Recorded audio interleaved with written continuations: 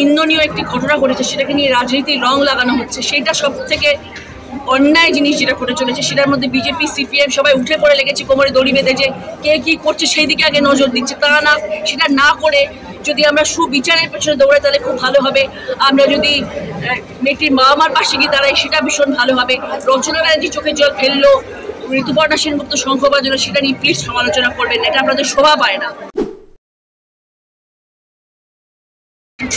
অত্যন্ত নিন্দনীয় একটি ঘটনা এবং আমরা এর সুবিচার চাই।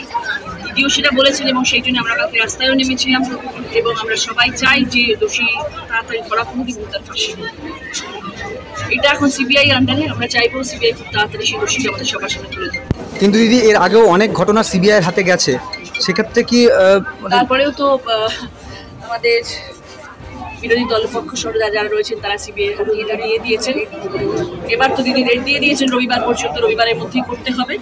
এবং দিদি তো বলেছিলেন যে দিদি যদি সময় পেতেন দিদি নিশ্চয়ই এটা সুবিচার করতেন, কিন্তু দিদির কাছ থেকে সিবিআইকে দেওয়া হয়েছিল। তো সিবিআই এটা হ্যান্ড ওভার করেছে যখন, রবিবারের মধ্যে দিদি আলটিমেটাম দিয়ে দিয়েছেন, সিবিআই এবার উত্তর দিতে হবে।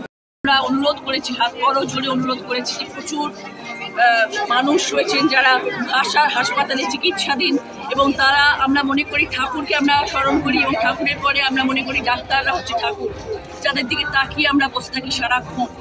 তারা আমাদের জীবন দান করে, তাদের দিকে আমরা তাকিয়ে বসে আছি। আমার কাছে লক্ষ লক্ষ ফোন আসছে সব জায়গা থেকে যে দিদি একটু দেখুন যাতে ডাক্তাররা এসে আমাদের একটু পরিষেবা দেন। আমরা বড় জোরে আরবার অনুরোধ করছি। আমরা জানি ডাক্তাররা আমাদের ভীষণ রকমভাবে আবেগপ্রবণ হয়ে পড়েছে এবং তারাও সুবিচার চাইছেন, কিন্তু আমাদের অনুরোধ হাজার হাজার রোগীরা রয়েছে, তাদেরকে প্লিজ একটু সেবা দিন, তাদের পাশে গিয়ে দাঁড়ান।